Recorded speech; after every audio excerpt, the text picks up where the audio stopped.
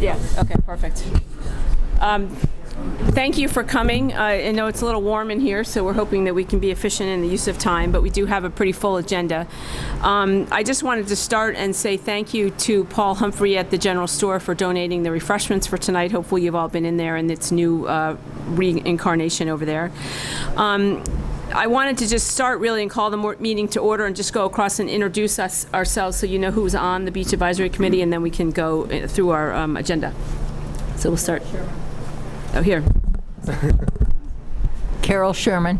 Paul Hogan. Pam Slikansky. Barry Engel. John Dykstra. Fred Stafford. Great. Yeah. There's no speakers in the room. Oh, it's just for the recording. Can you hear us? Can you okay? hear us? I mean, Do we is need it to all speak right? up? We can Okay, speak up. we'll speak up. So I'm calling the meeting to order. I wanted to start with the first item on the agenda, which is the approval of the meetings from the minutes from the June meeting. So if people had time to review those, and there were any comments or? They were fine. Okay. I Motion. move. A second? I second. Okay, all those in favor? Aye. Okay, so the next thing on the agenda is the comments from the public on issues that are not on the agenda. And I guess I'd like a show of hands just in terms of how many people want to stand up. I'm just trying to manage time because we have a full agenda. So how many people wanted to bring something up in this section? None? None? Okay, we'll move on. Perfect. And so we'll move on to committee reports, and we're going to start with natural resources, which is Paul. Sure. I'll take the... Sorry. Yeah, the only thing I have to report on is that we did do the planting. We had planted grass to replenish the dune at Proctor, and then we, with the grant that the Conservation Commission got, did some planting at Edgewood, 2 areas that were badly hit this winter. And we're going to see how the summer goes, and we might do planting in the fall. You can't plant in the summertime. Luckily, we planted 6 weeks ago and 4 weeks ago, and guess what? It's done every day since. So we have not had to water once. That's great. Thank you, Paul. The next thing on the agenda is a presentation on the piping plovers. Then Erin Sullivan, who's the shoreboard coordinator, is going to come up and do that. So I think we'll just slide over because you're going to use the slides, right? Okay. I'm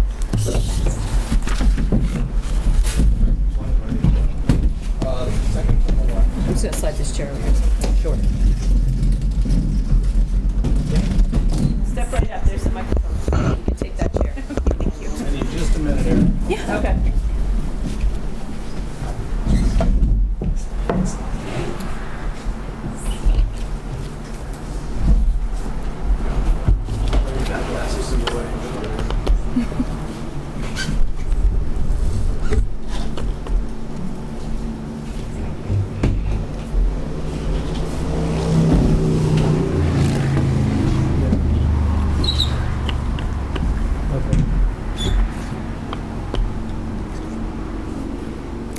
All right.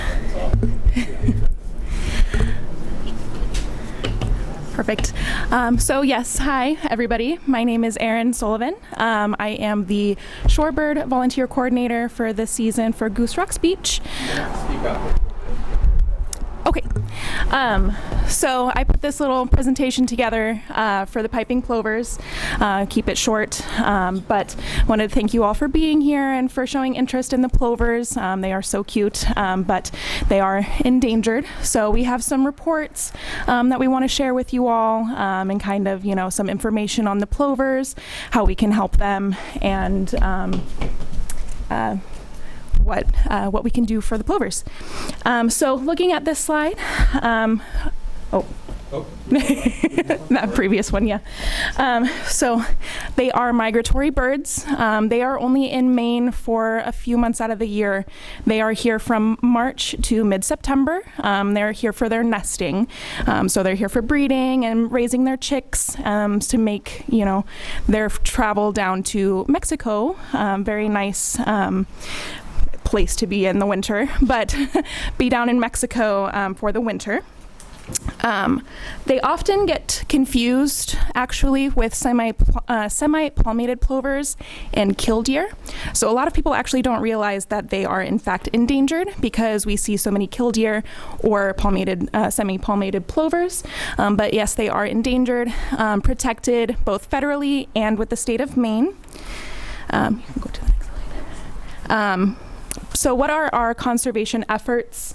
Our goal is to have 1.5 chicks for every adult pair that is nesting.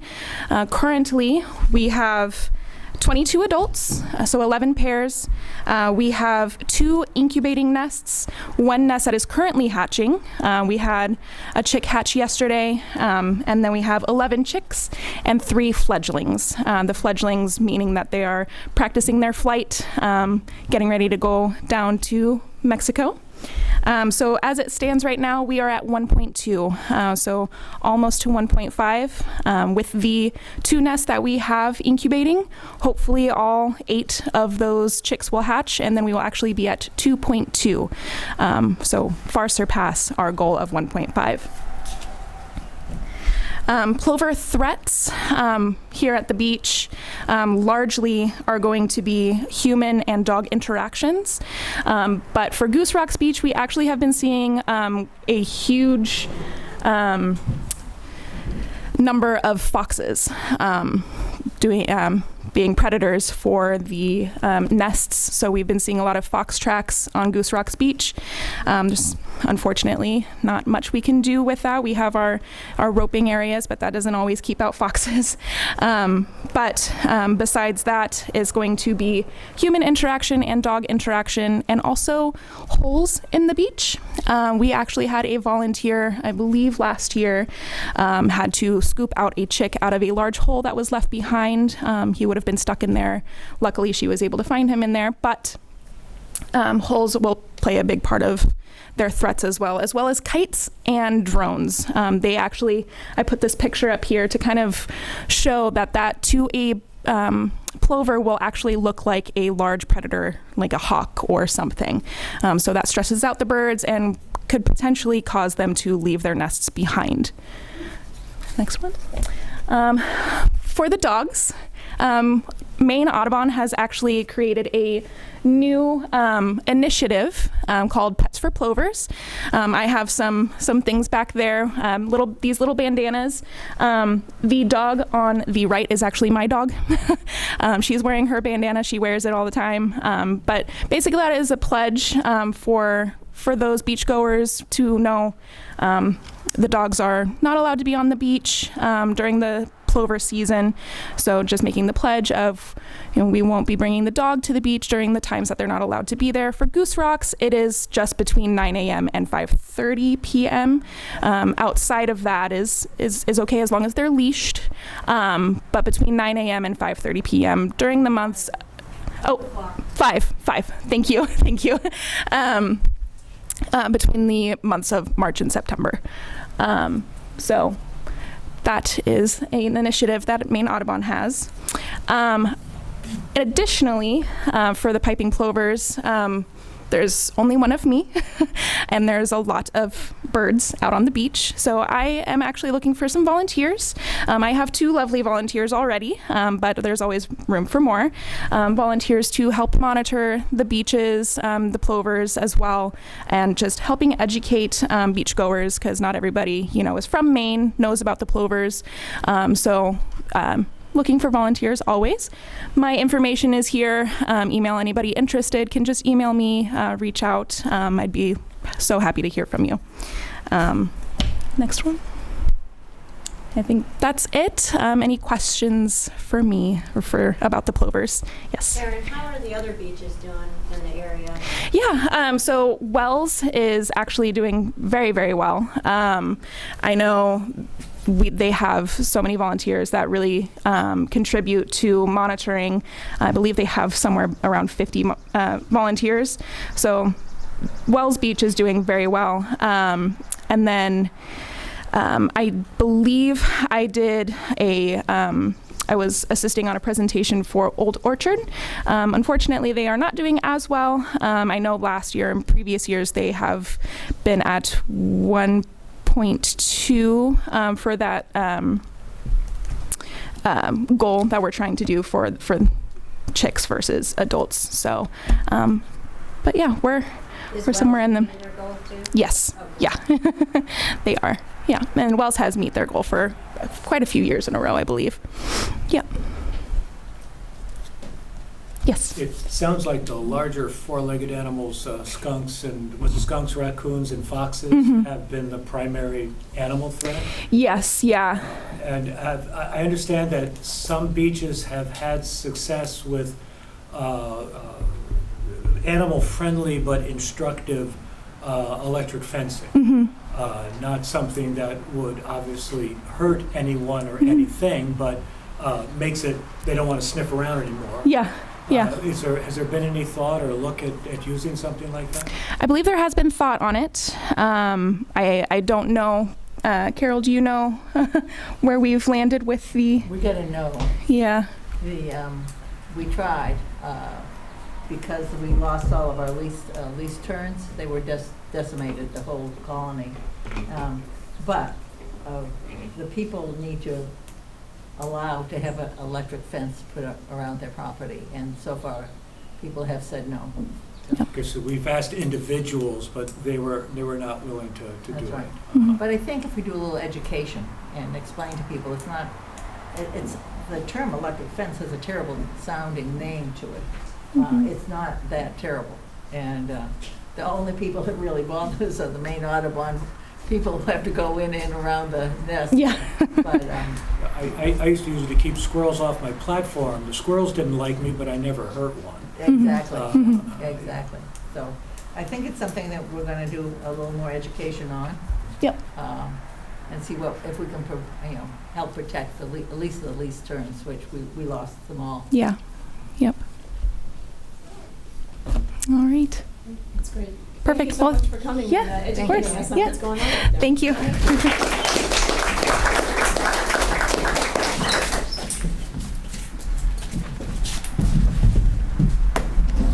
Okay, so the next committee report is communications. Fred?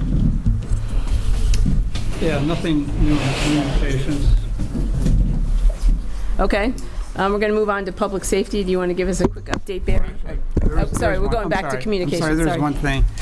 For those of you that are here, if you have a minute before you leave, if you could write down your current email address so we can check it against what we have. We're just trying to clean up the rolls of what we have, and this might not be the most efficient way to do it, but you can't send someone an email and ask them if they got it or not. So if you could just take a minute and write your name and your email here, we'll just check to make sure that you continue to get the emails on a regular basis. Thank you. That's great. Thank you, Fred. Okay, Barry? So at the last meeting 3 weeks ago, I gave a more comprehensive and went through all the numbers, et cetera. There's a number of follow-up issues in terms of painting the crosswalks and signage that I'm going to work with John on, and some communication with Fred. But all that to say it's in process, and really it's interim at this point. Okay, perfect. Sorry. Yeah, I do have an update on the signage issue. At the last meeting, I was asked to bring forward a request to the Board of Selectmen that we place a sign at the intersection of Dyke and Kings Highway to indicate street parking to the left. I brought that up at the board meeting. There was some discussion. I did make a motion. The motion was not seconded, and therefore there was no vote and no action. Okay. Yep. All right. Thank you for the update on that. Thanks for trying. Okay, so the next item that's on the agenda is trash, and I think there have been concerns raised about the pickup, the locations, and things like that. So we just wanted to sort of poll the committee in terms of what their thoughts were on that, and then we'll open it up to a broader discussion. Well, I think what you confirmed about the pickup. Yeah, I did confirm with the town that they do daily pickup, and I think we did have some issues on 4th of July where there was a lot of other debris that overflowed or never got into the cans, so, but it is picked up daily.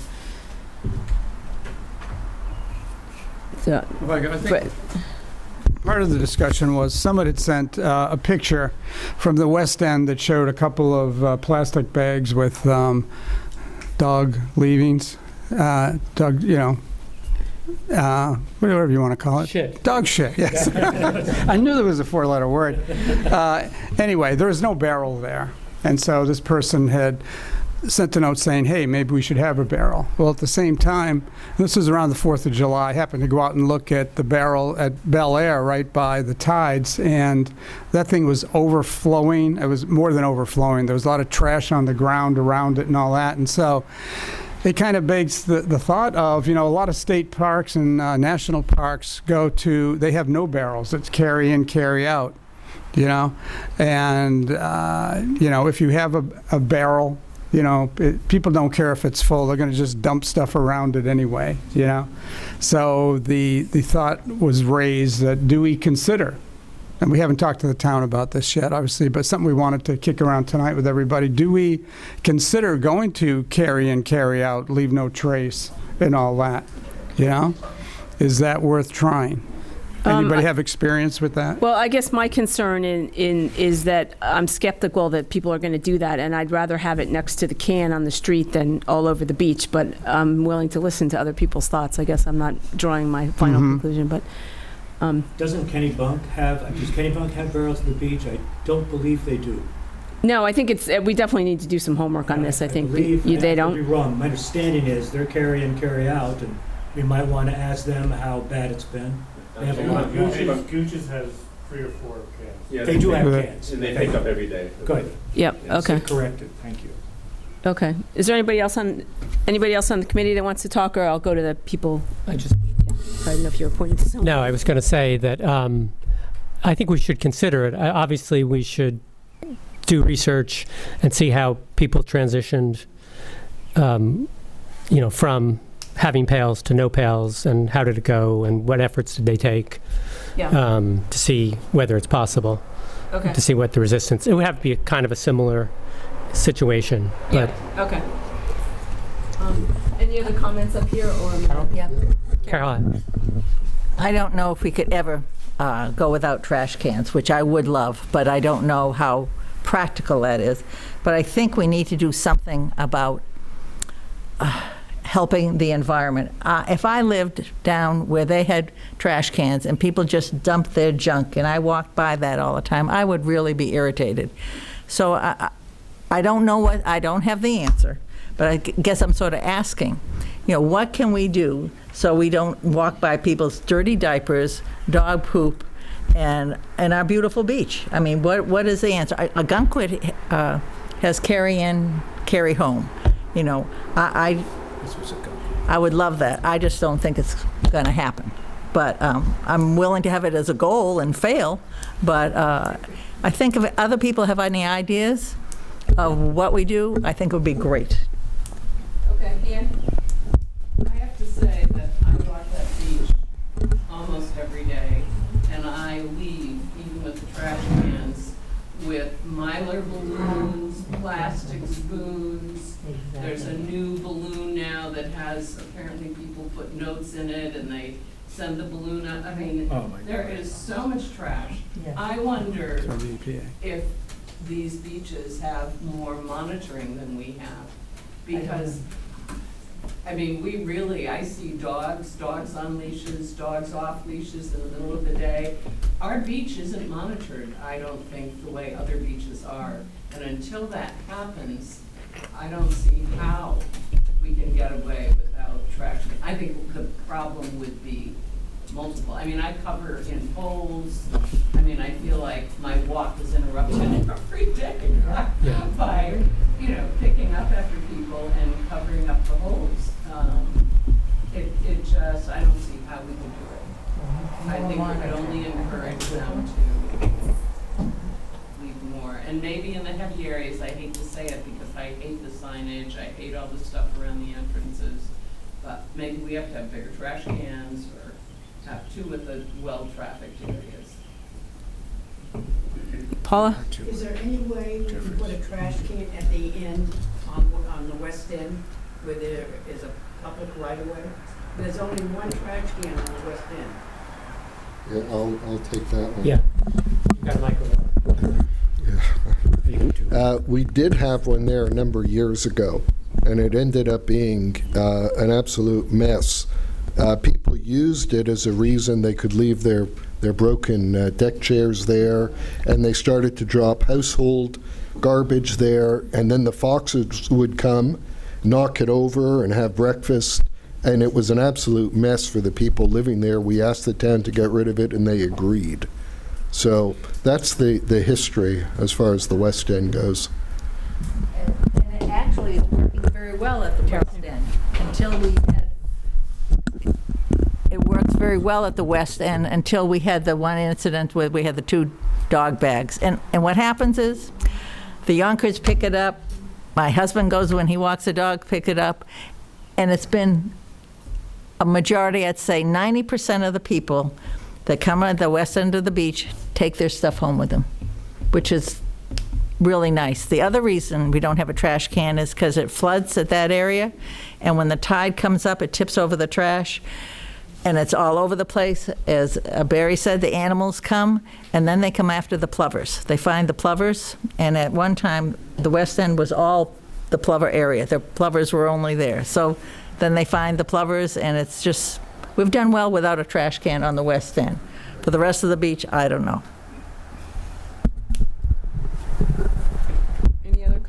Any other comments or questions from the audience? Yes. I have one. So John, when we go to the automated pickup, do we have clarification on that process for what's going to happen at the beaches?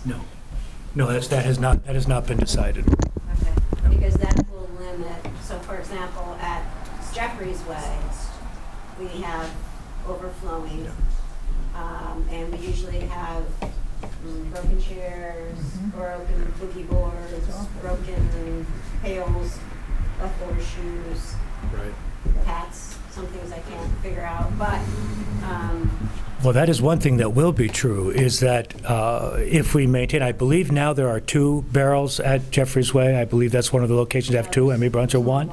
But whether it's 1 or 2, when we go automated, only the barrels will be removed. Anything that's on the ground will not be picked up. That'll be true for our household trash as well as any town barrels that are picked up, which is one of the real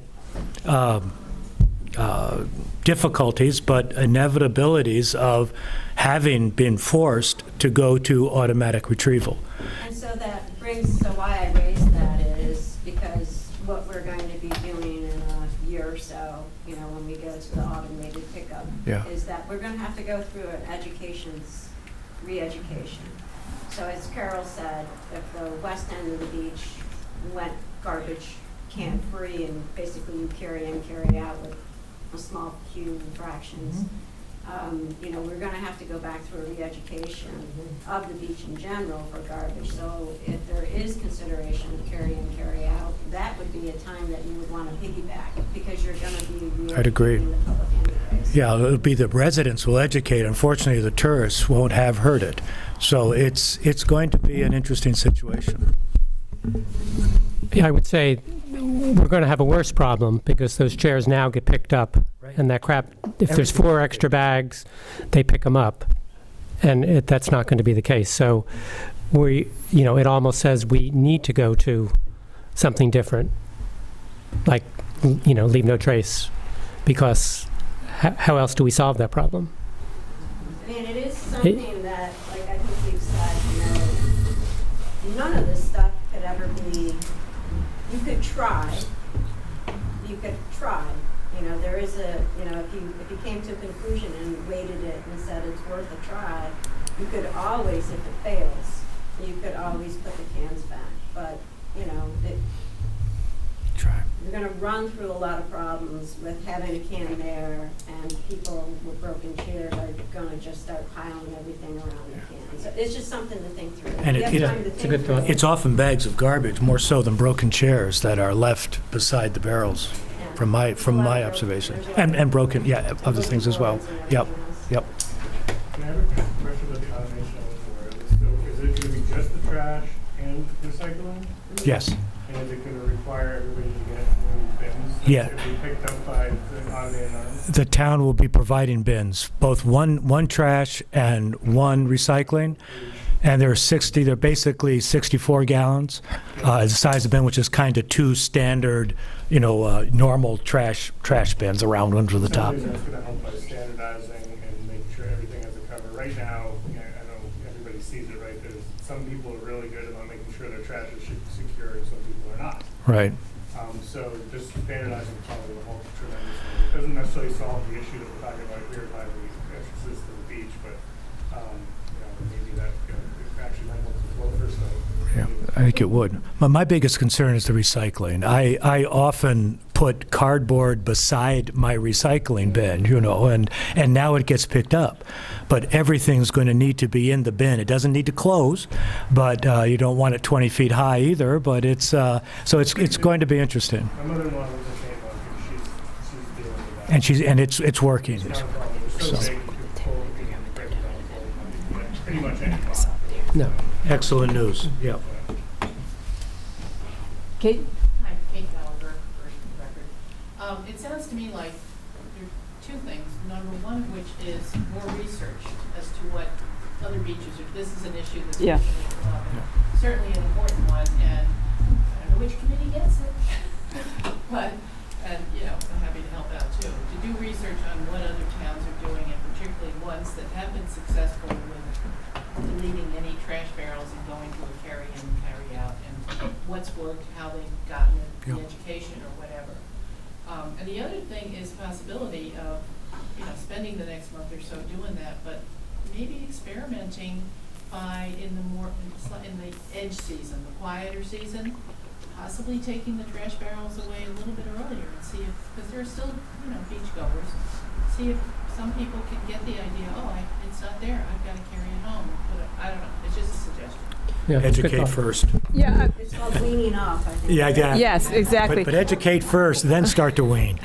But I also think it's got to be done in conjunction with whatever the town's doing with this auto collection stuff exactly. too. So Well, that really may drive it too. To be yeah, honest that's with kind you. of what it seems like to me. So maybe we need to coordinate, get some information from the town, and then get some more research. So Well, again, we have the RFP out. We'll be receiving bids in the next couple weeks, and then the recycling committee will be looking at those bids, and I'm sure there'll be a time for town input on that. okay, perfect. I think the only way for it to succeed is that everybody gets involved. That means we teach the kids at GRBA, we go to the tides, we go to every person that we know, and that's, for you. I mean, please give us your ideas. I mean, we're just sitting up here, but you have the ideas of what to do. And I think if we involve every organization, that's the only way that we'll be effective, really. Okay. So I think we'll follow up with the town and get some guidance on their timeline, and then I think we sort of fill in and elicit some more information from people. Okay. So the next, oops, sorry, do you have something else?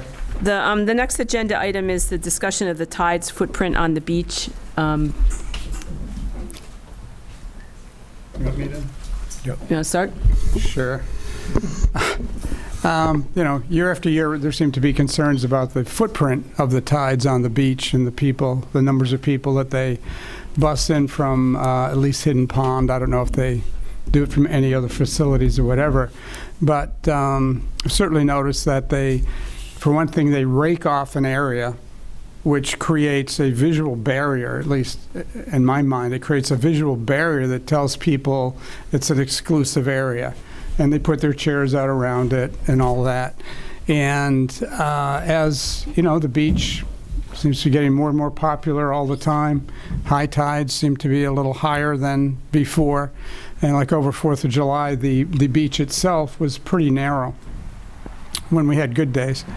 But anyway, we just wanted to, we wanted to get see how other people are concerned about this, and any comments you may have on it. You know, I mean, the Tides it's the only, with the exception of the store, it's the only commercial property really on the beach.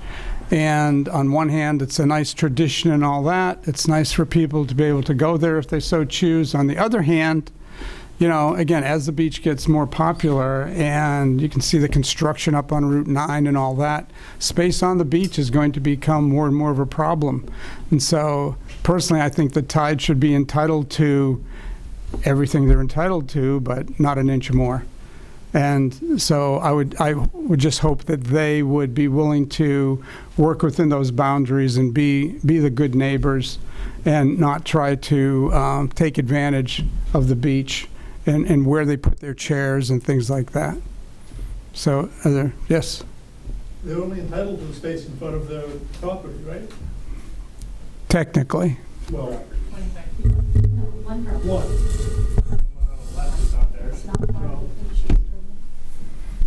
No, it's just the Tides. The other building they just bought with the condominiums, the 6 units, that's not part of the beach use agreement.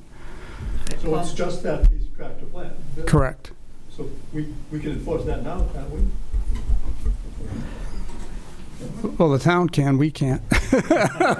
Well, Yeah, I was just going to, someone commented, well, they only have rights to the first 25 feet, but actually they own to the low water mark, you know, that one lot in front of the Tides. The first 25 feet, they have special rights, and beyond the 25 feet, they have rights in common with us. So we can put our chairs there, they can put their chairs there. They can exclude, they can ask people to leave from the 25 feet. They can't do that beyond that. I guess my concern is, you know, they do own their lot, but you know, they're on town property, essentially. The beach is town property to the right, town property to the left, and they're putting, you know, a commercial enterprise on those lots, on town property, which requires permission from the town. Yep. You know, I can go put my chair to the right or the left, but could I run a business there? No. Yeah, okay. Yeah, All right, Kate? Again, Kate Gallagher. A couple of years back, I think it was pre-COVID, I did go down one day, and I kind of just be a little bit persnickety about this, made a point of going with my beach chair over in front of the Tides, well out the 25-foot area, surrounded by lots of the yellow lounge chairs that they put out for their clients. And I did set up my beach chair, and one of the beach boys came over to inform me that I couldn't do that. And I said, oh, yes, I can. And I'd be happy to discuss it with the manager of the Tides. Please ask them to come out and see me. And it died there. But the problem is, I knew what was going on there. You know, I've read the beach use agreement. I've been part of the beach advisory committee. Most of the people that come here, unless they're staying at the Tides or at one of the KRC properties, feel as though they can't be there because they put out all of their, you know, their lounge chairs and their beach umbrellas, etc. early in the morning. That's why they have a cadre of beach boys that, sorry, small boys, whatever. So I do think that, you know, there should be some discussion between the town and KRC, the owners, about the fact that the rest of us are allowed to use the area out from the 25 feet to the ocean. Yep, sorry, let me, do you have a question? Interrupt for a minute? Yeah, please do. Whoever owns the white Jeep out here, you gotta move it off that pavement, please. Thank you. Okay, thank you. Just keep that, both sides open for us. Yeah, okay. Sorry. Okay, was there another comment over here? I'm trying to work my, Richard? Yeah, the 25 feet is not exclusive. They may not block it for pedestrian traffic. So if they line up their chairs and the person who is there with some kind of tent and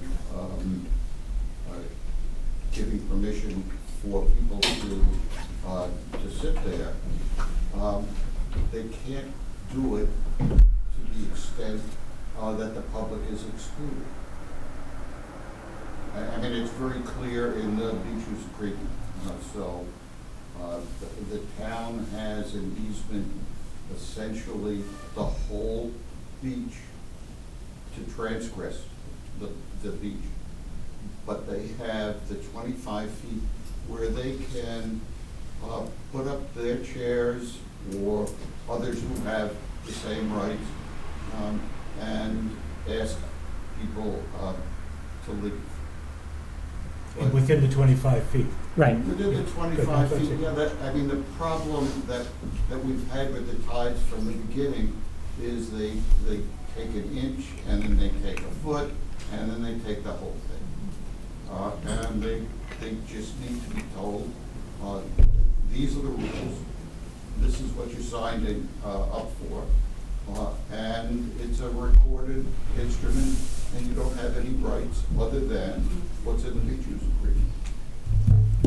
Okay. Go ahead. Are the police people that are patrolling the yard, the beach, aware of those rules? CSOs? I don't know the answer to that. You'd have to ask. Yeah, okay. Stanford. Okay. I'm sorry, he started to talk. I just want to let him. Go ahead. Depending on where we find a parking space, we sometimes sit in that area. We've always been able to find a spot either to the left or right of where those chairs are. And I think I've seen some people that have put their chairs in where the yellow chairs are without any interference. I wonder if there's just a little communication and education with the tides. Maybe some of those young cabana people don't fully understand the availability of the beach for everybody. But I'd like to see us, well, I think they're a pretty good neighbor. They help us when we're trying to put the staking in and so forth.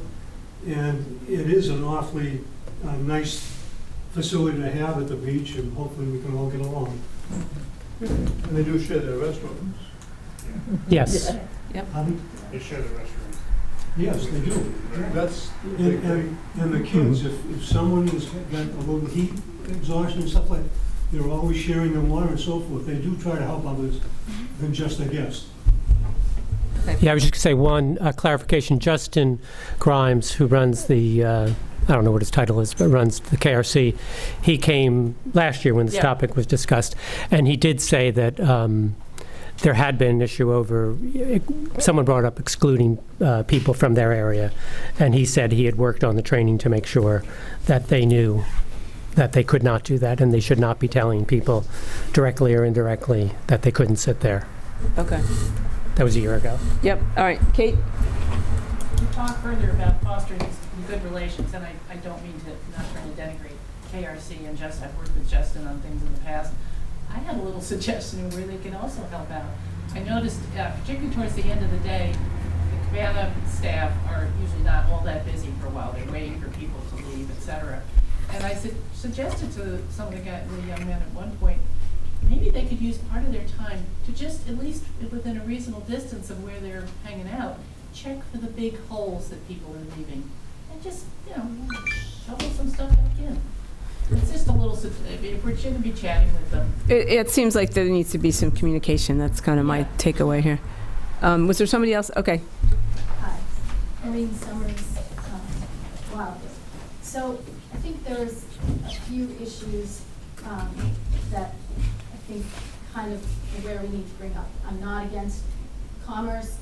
It's commerce on the beach. It is different from when the previous owners had it and people came down to use the beach. There were beach chairs available. People would come, that were guests that were there, that would stay and put out their own beach chairs in their area somewhere on the beach.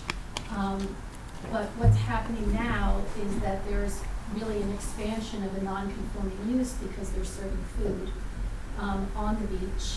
And what's happening is that, as we talked a lot about over the winter time and the springtime, was that the commodity on the beach, the actual beach sand, is getting less and less, and there was an issue with people complaining about less room for people to sit because there were kayaks in the area, right? So kind of putting that same thought, you've got a hotel that has 21 rooms, and yet I counted, there's well over 100 chairs, right? And they have 25 feet in the reserved area at low tide, not at high tide, at low tide. They're also having an expansion of non-conforming use by having the food on the beach. There are ways that they could do things that still, you know, they could call down and say, I'm, you know, Mrs. Smith in room 2, could you set up a beach chair for me on the beach? That's one idea.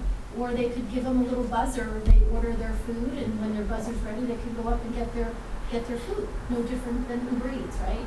So there are things that could be done. But when they're paying a beach tender, and that beach tender is taking that chair and putting it outside of the reserve zone, they are operating a business, a non-conforming use, on the beach. And so they're taking up that spot for people that may want to sit there.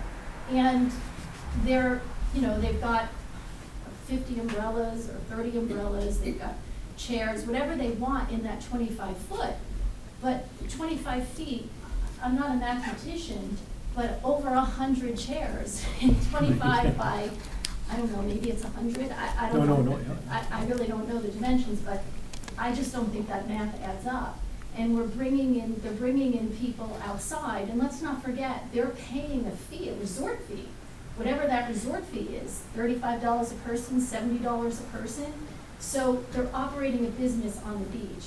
And the other guy who was operating kayaks on the beach, that was a big thing. There's no operating a business on the beach. Why are we allowing this to happen? You know, I mean, if you've got a room, 20 people or 40 people total, why do you have over 100 seats on the beach? And just when does a pig become a hog? I mean, I'm all for it, and it was beautiful when there were, you know, 20 or 30 of them there, and it was nice to look at. But now, every time that beach tender steps over that area, they're performing a service, and they're getting paid for that. And we should all remember that. It's just my point. Okay, no, thank you. Are there any other comments? So I can make a motion? Okay. Okay. I'll make a motion that the town look into the limits of the tide's footprint on the beach, especially as it relates to a commercial enterprise. Okay, is there a second? Sure, I'll second. Okay. Okay, discussion on the committee? Okay, any broader conversations out there? Did anybody second it? Yes. Yes, Paul did. Yep. Okay, no other discussion? I guess we'll vote. All those in favor? Aye. Any opposed? Okay, motion passes. I think that's the other thing is new business, and so did you have a new business? I had one item. New Okay, business. yep, perfect. And that was since Erin, we've not had volunteers other than Carol, our lifelong volunteer for plovers. And since Erin's working to try to recruit, and I'm wondering whether T-shirts would be helpful, so if you think it would be helpful, I would like to make a motion that we spend $300 or something to have, and you could buy a bunch, and then as you get volunteers, you can get a design for $25. You probably have a design, and the money would come from the beach fund. Okay, so is that a motion? That would be my motion, yeah. Okay, is there a second? I second. Okay. Any discussion on the committee? Discussion more broadly? Okay, ask all those in favor? Aye. Aye. Any opposed?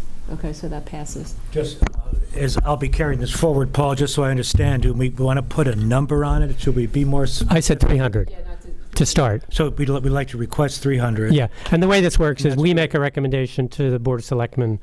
They have the authority to ignore us or No, ignore. They would never ignore us, right, John? Not like last week. Anyway, and then so John would take the motion would to Lori and to the town. So it's $300. And these are one-of, so you can get, I guess you can do that. Obviously, you buy a lot, this is not going to be a huge volume thing. So the idea Yeah, is you we'd buy have 10 or something. something. Yeah, and we would just do one-ofs, 5 or 6 at a time or You can something. get one with sequins, if that's what you're asking. That would be nice. Yeah. Excellent. Excellent. Okay, perfect. No, that's great. Is there any other new business? I have nothing.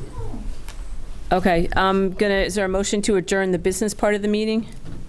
I'll make that motion. Okay, is there a second? Second. Okay, all those in favor? Aye. We're now going to transition to John Dykstra is going to give us the latest news on the water quality research that's being done at the beach. So we're going to slide out of the way so we're not in the way of the screen here. And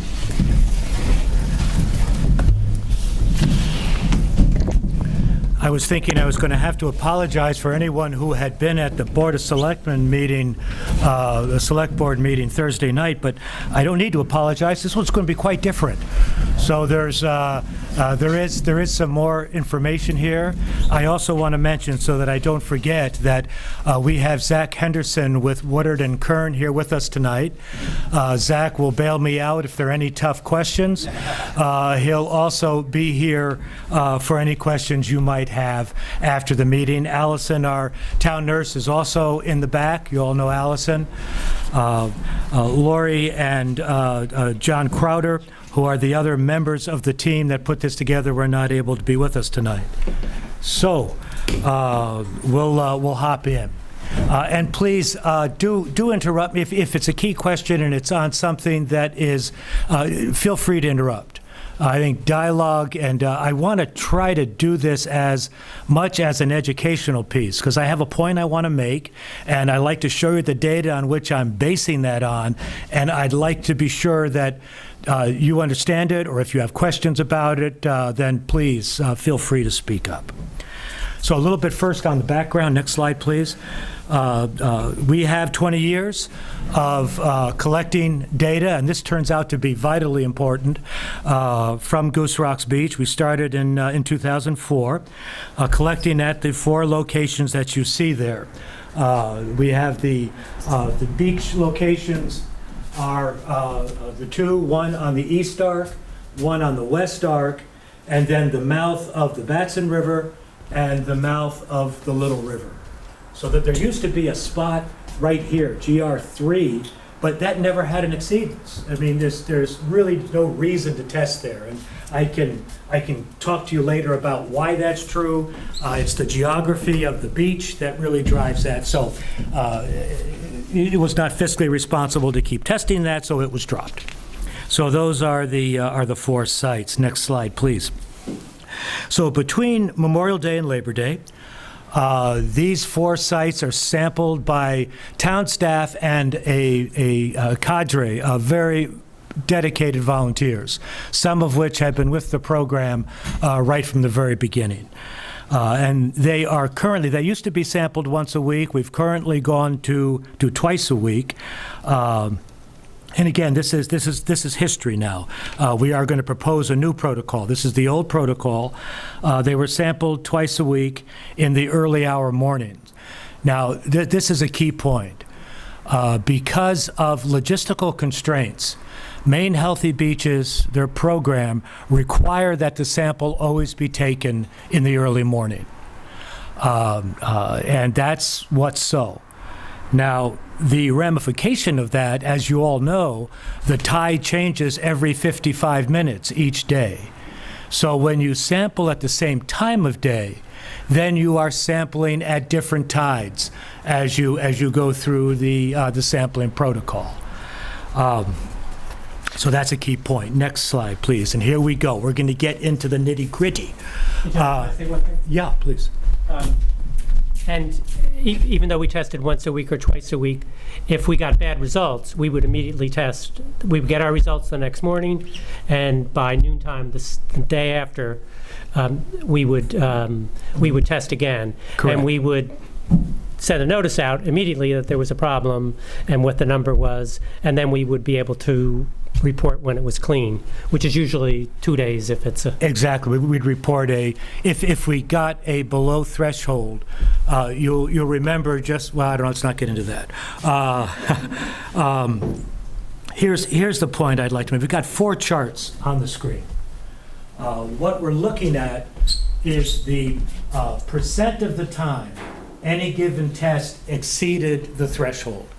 So these are the points where it was above the EPA measure for a safe level of what's called the flag bacteria. These are not bacteria that themselves at the levels we're testing will make you sick.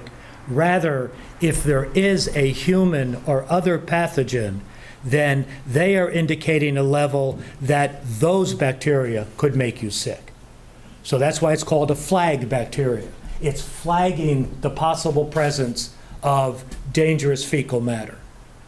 Now, because those bacteria, the ones that will make you sick, are very expensive to test for, we test for this flag bacteria, which is cheap to test for, and use that as a barometer, as an indicator that the other pathogen may be present.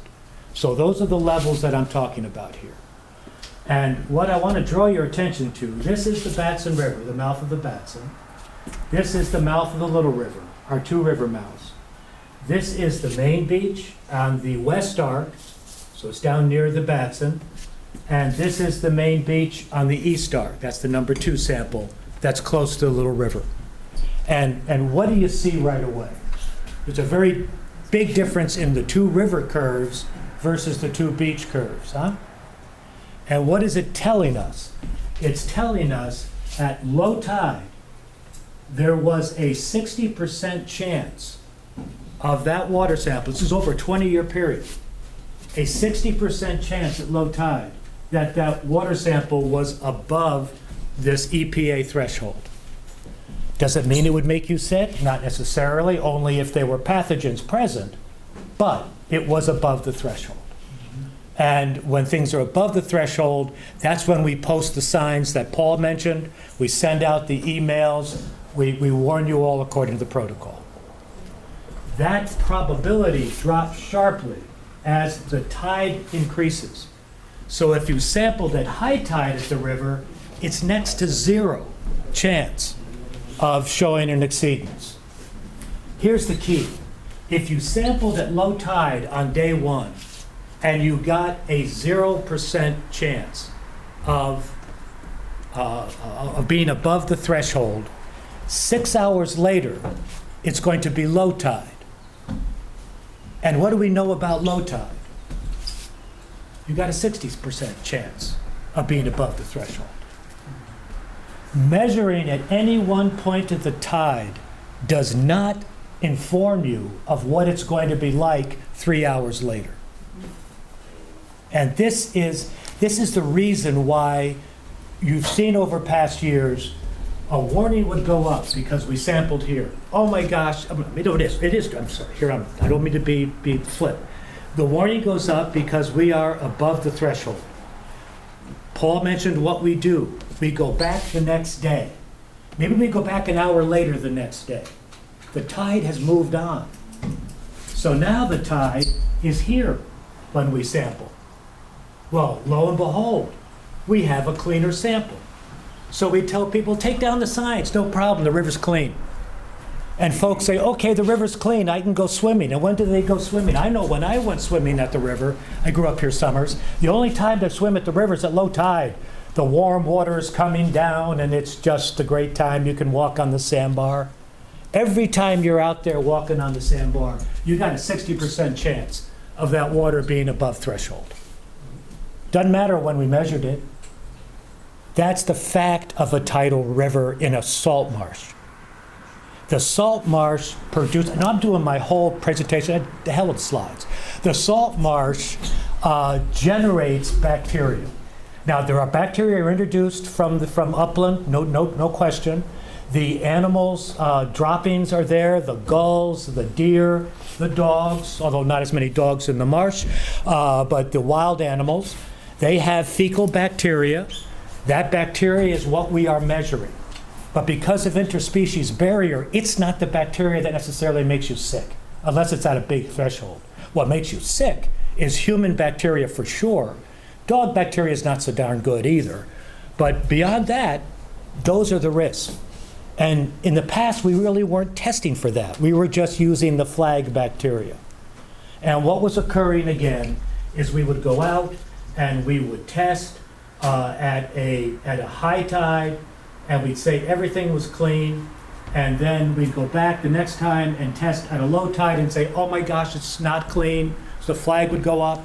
We come back a day later, we're testing here. Oh, now it's clean again, the flag comes down. When all the time, it was always, according to 20 years of data, a 60% of the samples at low tide are above the threshold. That's the fact of the data.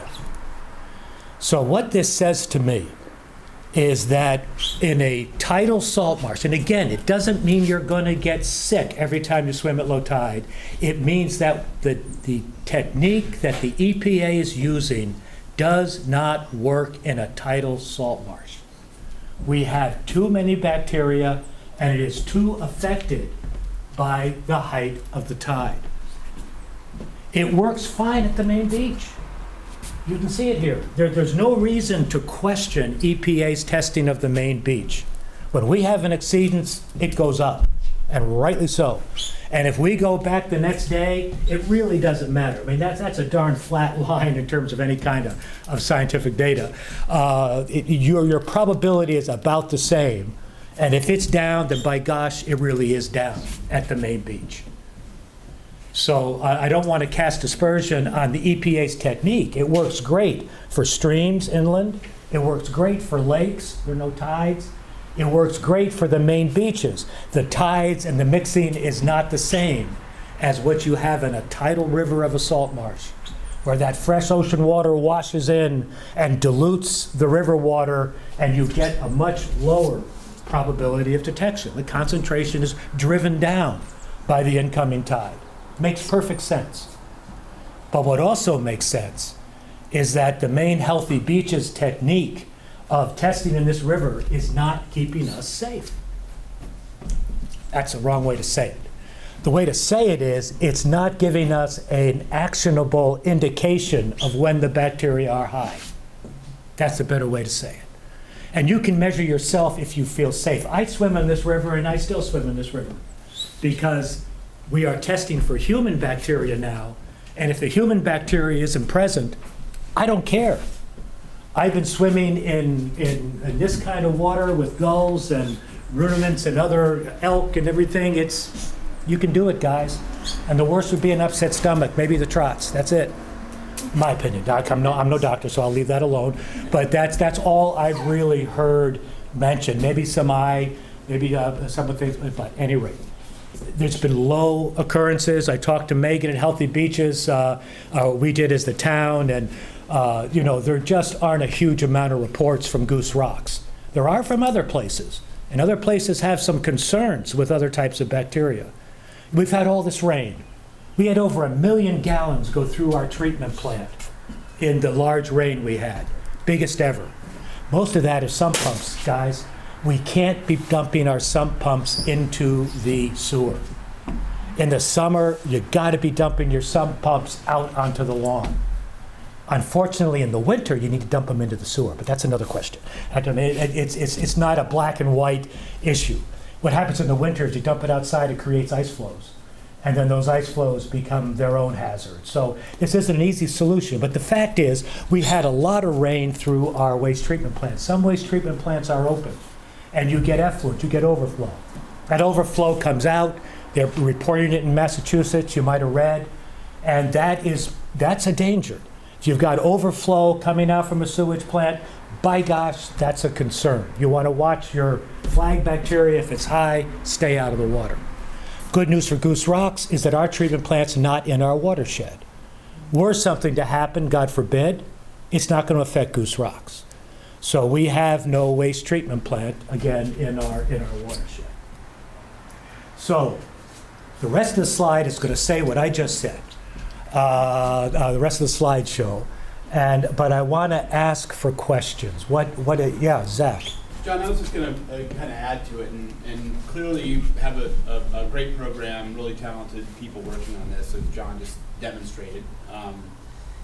But one thing to keep in mind is it's not that it's faulty science. It's just that we really haven't been doing this all that long. You know, the sampling programs. When you swam as a kid, nobody was out looking for flag bacteria, right?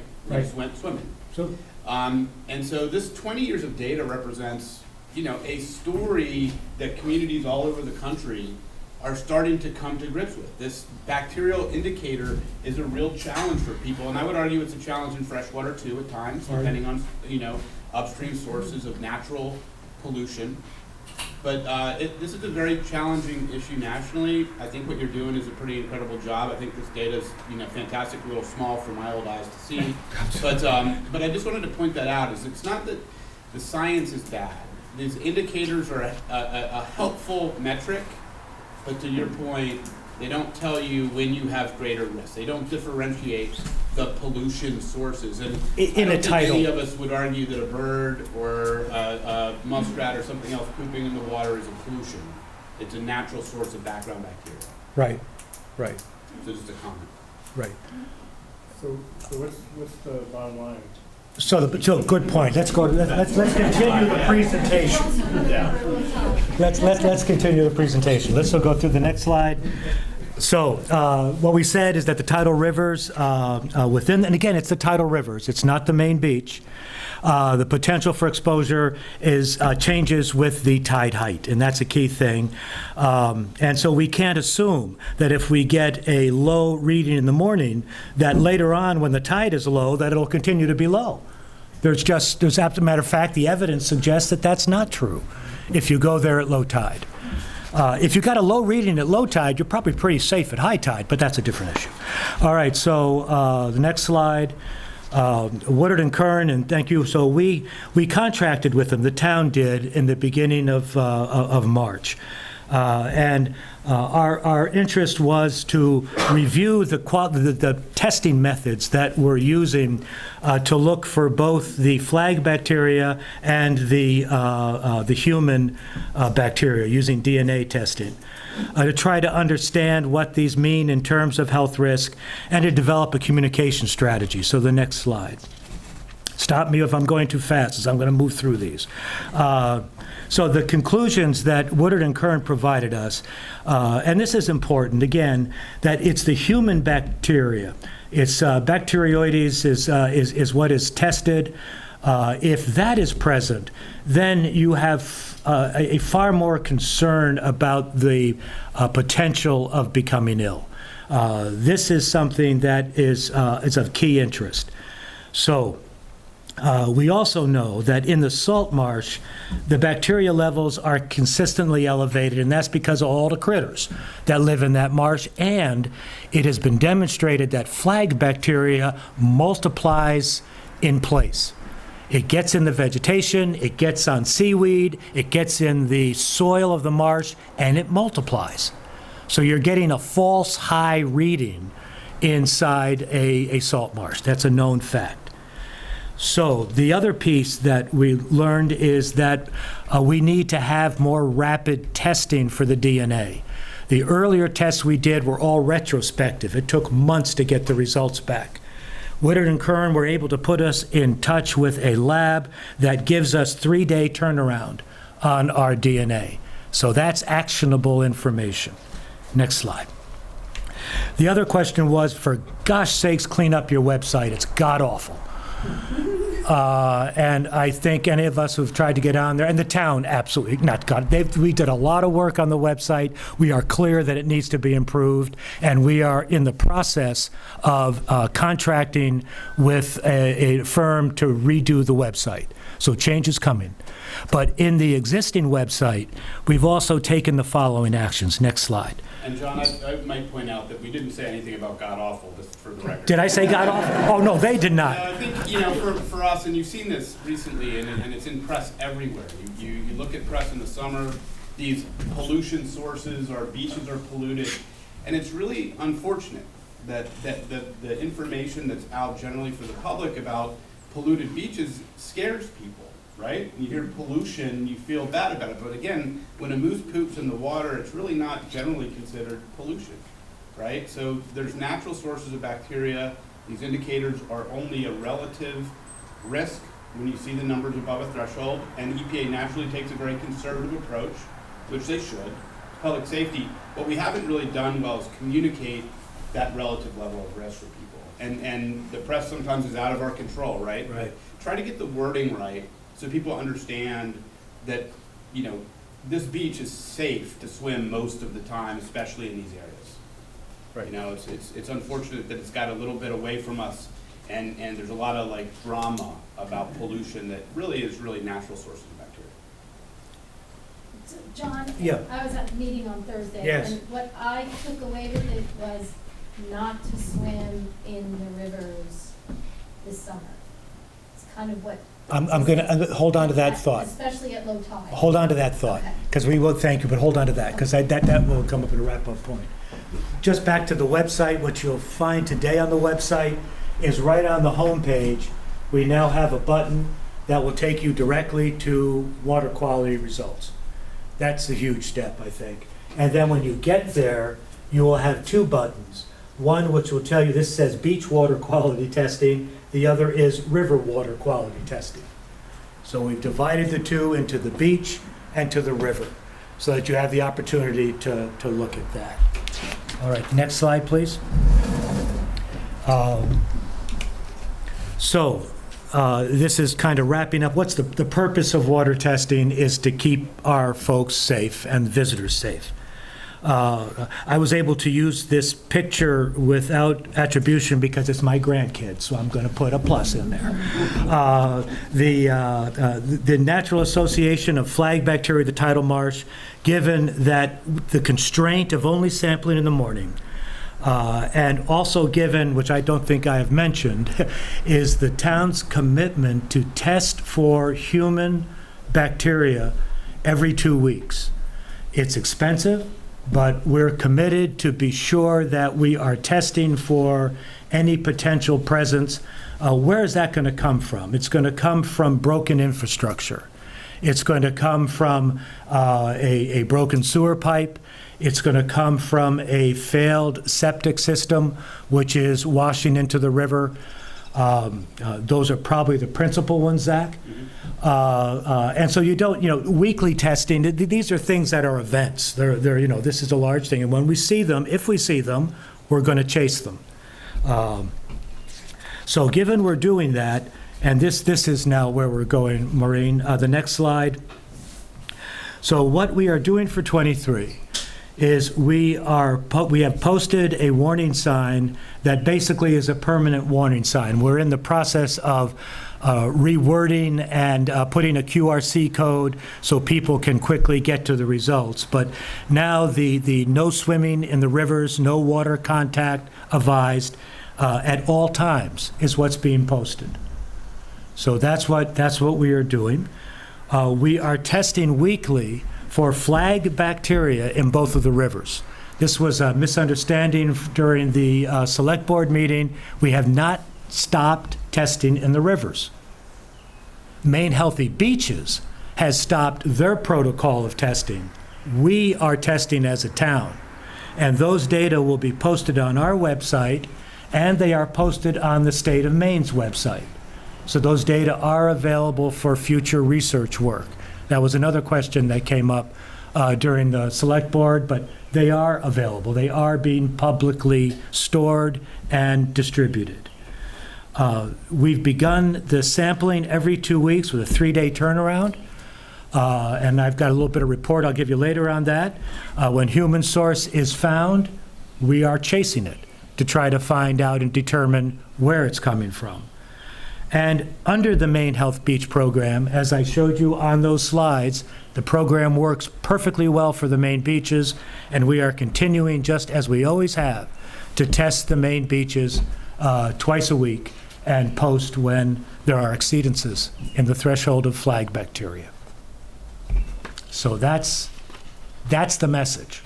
And the questions, and there's please reach out to me anytime with questions, concerns, and I'll entertain. So, Maureen, did that answer the question? So I'm getting, not to go in there, but it sounded from your presentation that it's probably safer at high tide. Okay. I wanted to go in. Glad you asked that. I do have one more slide. Let's go down to the next slide. Secret slide. Yes, the secret, John? Oh, yes. You made a typo in your email address. It should be Jay Dykstra. J-D-Y. Yeah, Kystra is not it. It's Dykstra. That's a D. So it's just my first initial and last name. So more graphs, but these are 3 graphs of just the river. This is just the Batson River. And it's trying to address your question is, all right, when is the safest time I can swim in the river? It's a great question. And again, this is exceedances. This is the potential for exceedance from 0 to 100. This one is showing the effect on that potential with the height of the tide. We just looked at this one. And we know at high tide, I got much less risk of swimming. This ain't no fun to swim at high tide, in my opinion, unless you're water skiing, you can't do that anymore. So you can paddleboard and you can do your stuff. Guys, it's no problem. I do it at low tide, but if you are concerned about that's high tide. Here's the other time you don't want to do it. You don't want to do it when there is a king tide. When you have a low and a high, you know, as we call that the tide throw. It's a number of feet between the low and the high. And you know that varies every month, right, with the moon.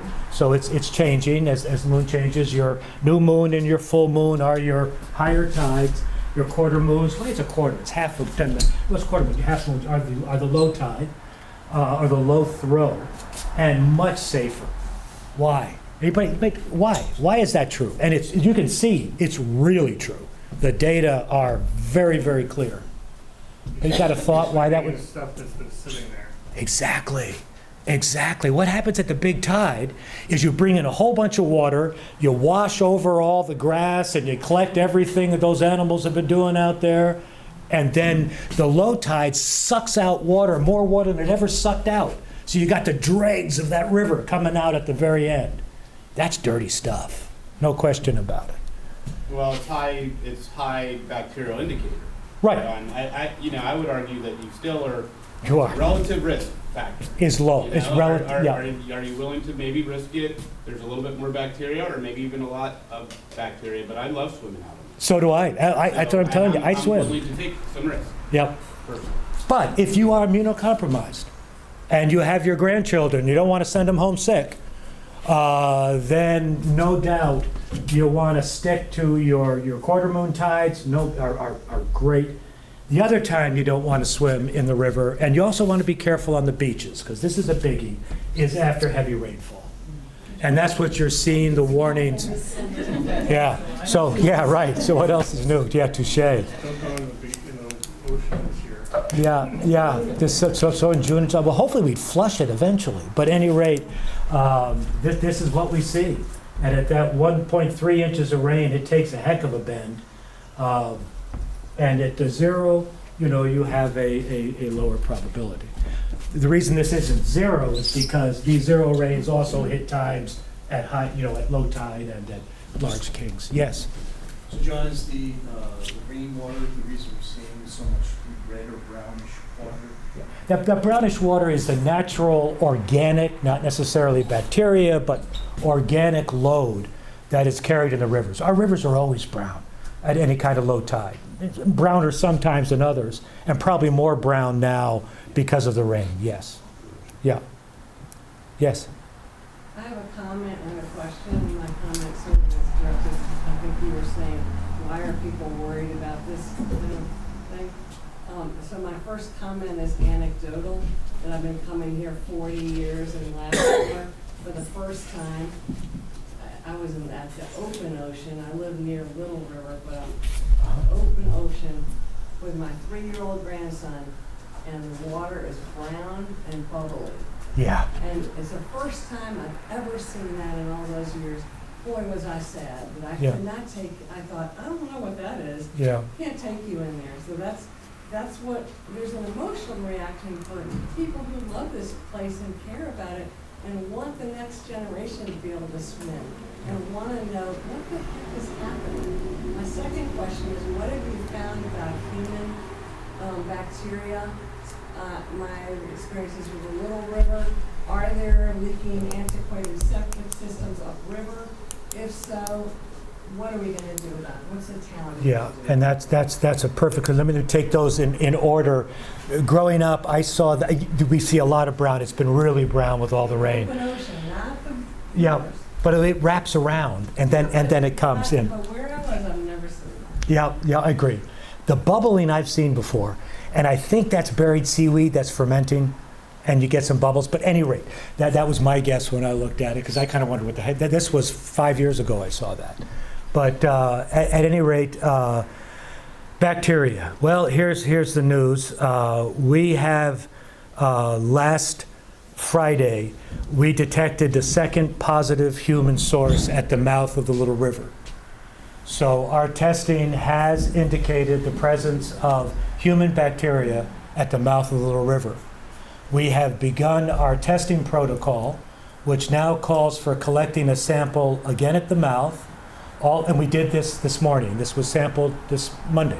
Is this Monday? It was actually done Friday afternoon. Thank you. It was done Friday afternoon. It's also got tomorrow. Thank you. So we'll do it again tomorrow. So we're sampling. So did we sample the beachfront? Beachfront, mouth of the Little River, Beaver Pond by the bridge, and then the Little River. LR1 up. So if you can picture the river, if we go back to the first slide, I don't know if it's probably not going to show us enough. No, it's not. It's not. So again, for those that know the terrain there, we're sampling here, and we're going to test for DNA just to be sure it hasn't come out on the beach. We really believe it will not have, but we'll test here. We're testing again at the mouth, and then we're going upriver. There's a major branch. There are 2 tributaries that come into the Little River. One comes out of Beaver Pond, which wraps around the back area there, and the other one obviously is the main Little River. So we're going up those 2 tributaries and testing there. Hopefully, if this is a very noisy source, we'll see it in one tributary and not the other, and then start to march up. So we don't know a lot today. We don't know if we're even going to see it a third time. It was a relatively low hit. It was twice the threshold, but the threshold is pretty low for human, as it ought to be. But so we're actively testing. Yes? John, I was just going to kind of follow up on that. I mean, the one thing that you all are doing that many other communities don't do is just this additional testing. So oftentimes people exceed a number, they'll throw the flag up, but they'll never figure out how to address maybe a leaking pipe someplace, right? So what this community has done is taken on a more aggressive program. The obvious downside of that is you'll get data. You'll find things that are broken, right? But that's good. We want to find them and eliminate those broken things. Because if you don't do that testing, you'll never find it, and you'll have actual risk at the beach that nobody knows about if you're just going to throw the flag up. Right. That's the question. Yes? So at twice the legal limit, Not a legal. or whatever, at twice the indicated Threshold, limit, yeah, threshold yeah. limit, who have you told about this? It's gone, if it has not been released, there's a special, it's called a special water quality advisor. Thursday. Pardon? Afternoon. But On the the beach, town website. but the Where beach will sign it be? hasn't changed. No, the At beach, no, Jeffrey's Way. what does the beach sign say? It's just that blue, might be that Stay out area. of the no swimming advised in the rivers. In the rivers. No, And- the blue sign doesn't say that. It just says there may be bacteria. Swimming is not advised, or waterproof is not advised. We're working on changing that. That's the current advisory. And we sent out an email it is mentioning that. John, I think the email might be confusing, is that people have to subscribe to the town website so that when posts are put out there, they get an automatic email. All right. Or they can search it themselves. Well, so you need to sign up for these emails. Yeah. On the main on the main page, you can click all the different departments that you want to get notifications from.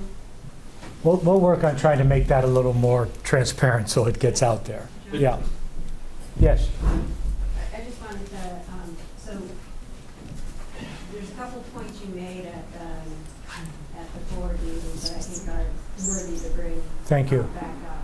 So one of them was the slide that you showed that said that, over all our testing, we hit a 25% that we hit the flag. We were above that. Right. And out of all the years that At the we rivers. tested, right, because this was an education for me. So I'm on the Little River. And, you know, having seen the signs, been sort of hearing things, I assumed that anytime we had any issues or anyone was talking about it, that it had to be some septic system somewhere, and that's what the Little River issue. And what I learned from my first meeting where I sat down with John and Paul, and another gentleman, is that, just like John said, this is a salt marsh issue. And one time out of the years that you've tested, we had an incident, not including this recent one, but one previous time, out of all the years tested was human DNA. They did the tracking testing that we're talking about doing right now. They found the source at somewhere upriver, and it was fixed quickly. So I think if they're assuming that's going to be the similar type of approach this time. I know there was. Yeah, I wish it were quite that clear. Unfortunately, when we were testing before, it took 3 months to get the results back. Right. So we saw that we had a high human hit at a point in time, and then we looked back in our records and we saw that in that tributary there was a known broken pipe that was fixed. So we didn't find it because of the DNA. That's what we hope to do now. If indeed this human hit persists, we will continue until we have some solution as to what's causing it. I also wanted to make clear that I think you brought up when I'm testing for understanding that, Yeah. is that the rivers are not getting worse. Correct. That we are not experiencing increases in bacteria levels. We're not doing something wrong to our rivers. We are just communicating at a different level. The rivers itself are not getting worse, which I think is a very important point, because I think the signs might have denoted that we crossed some kind of threshold somewhere and we made a change for that reason and we haven't. Right. We made a communication change. We made a communication change, and we also added a testing for the human, a proactive test, where we get it every 3 days so we can use it. Yes? But that's what I don't understand. Yeah. There's something new now. You're now testing for the human Correct. bacteria. So how do we know that the rivers aren't getting worse until we see those results more and more? From the human standpoint, we don't. Okay. From the And that's flag bacteria standpoint, in terms of bacterial load, we Right. don't. Your question is still very valid. Our septic systems are aging, and so how can we be sure that our water is safe? And that's why we have started the human bacteria testing.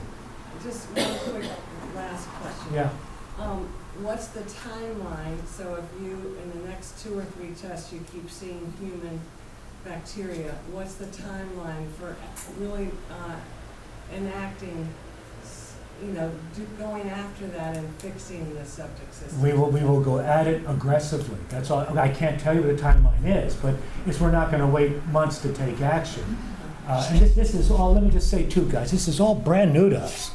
On this kind of testing, and this 525 threshold you're going to see for the human bacteria, that's even really not quite well understood exactly what that means. So we're still working out the nuts and bolts, but it is present, and it has not been present in the past 3 years. As Mary Beth mentioned, it was actually twice. It was in 2019 and 2020. We had human bacteria discovered in one in the Batson. Yeah, I'm only talking Little River. Yeah, one was in the Batson and the other was Beaver Pond. And both of those were attributed to broken infrastructure.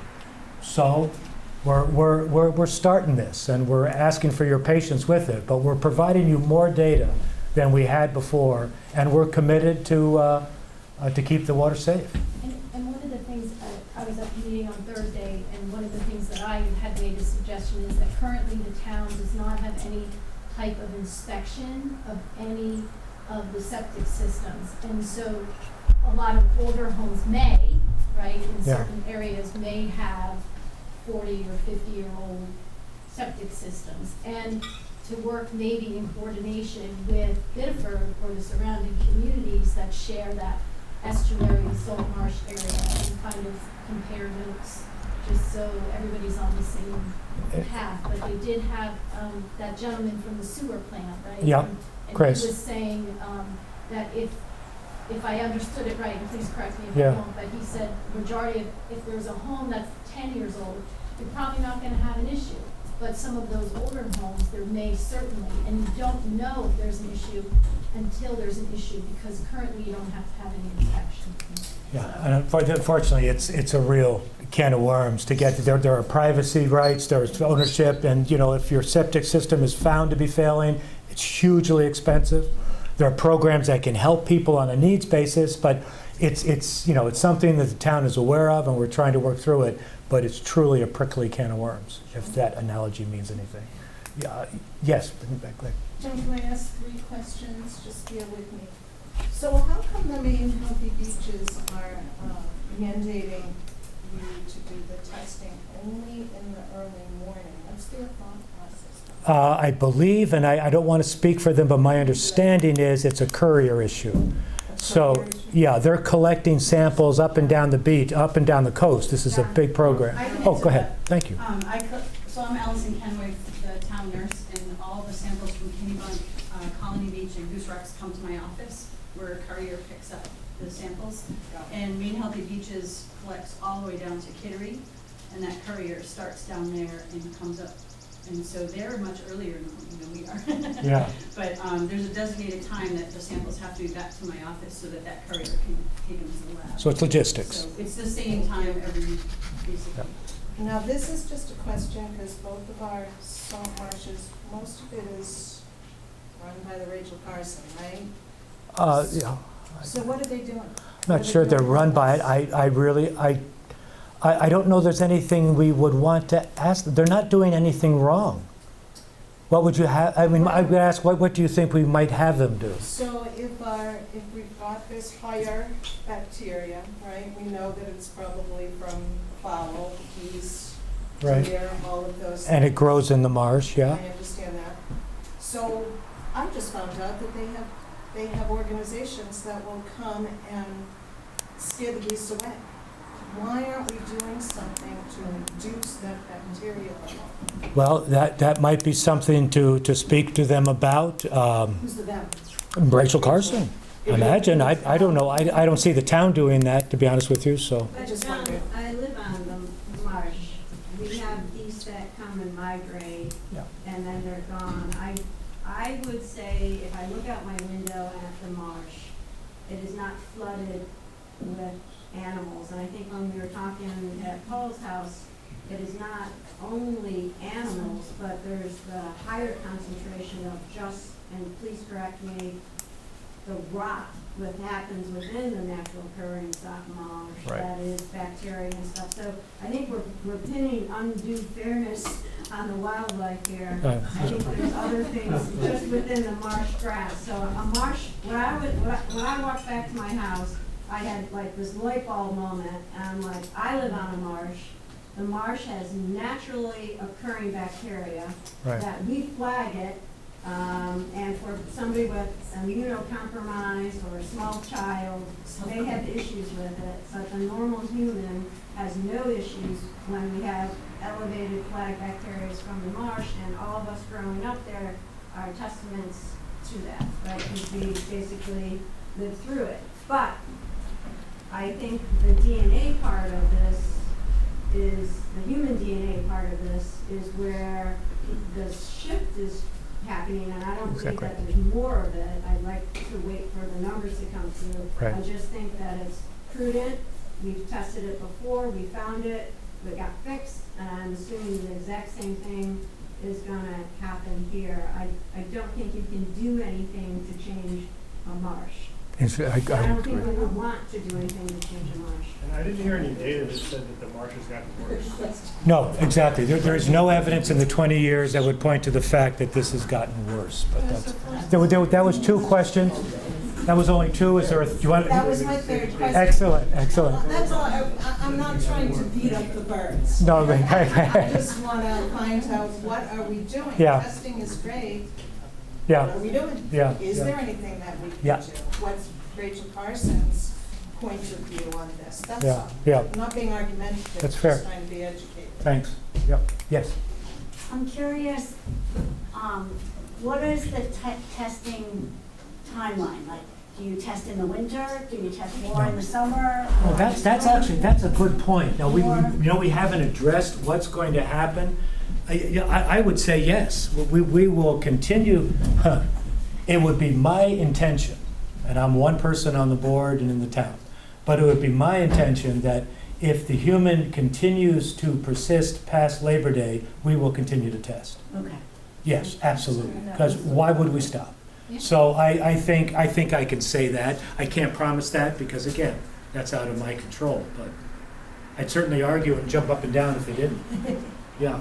Thank you. Yeah. I have a question. Yeah. Are you still abiding by Maine Healthy Beaches testing for the 2 times a week or every 2 weeks you're testing in the Little River? Not in the Little River. The Little River we're testing once a week. So my suggestion would be, why don't we always test on those 2 weeks at high tide, since you're reporting it to the town website and also to the Maine state website? Well, I think, David, I think the reason to continue to test at low tide is we are continuing to feed a database, although it be somewhat flawed for telling people when to swim and not to swim, but we're continuing a database, which has been collected for 20 years, always at that time period. I think there's some scientific justification to do that, because we know the flag bacteria isn't telling us, in the rivers, isn't telling us much for safety. And that's why we're doing the human. So I think that would be my argument, to keep testing in the morning. And let the tides vary. That's how we've done it for 20 years. Yeah. Thoughts? Yeah. John, I think this is wonderful information, and thank you for doing it. And I think we all should remember, when we were kids, this type of information was not available. We're swimming in rivers that not only had probably a lot of flow from households, but had a lot of commercial as well. I mean, thinking about it, I'd wonder about, is there any flow coming down from Bedford and all the mills with some of the forever chemicals that they might have used? But I mean, I think the town is on top of this, and we should rest easy. It's a good point that the sewers went in the 90s at Goose Rocks. That used to all be septic, and by God, it was old septic.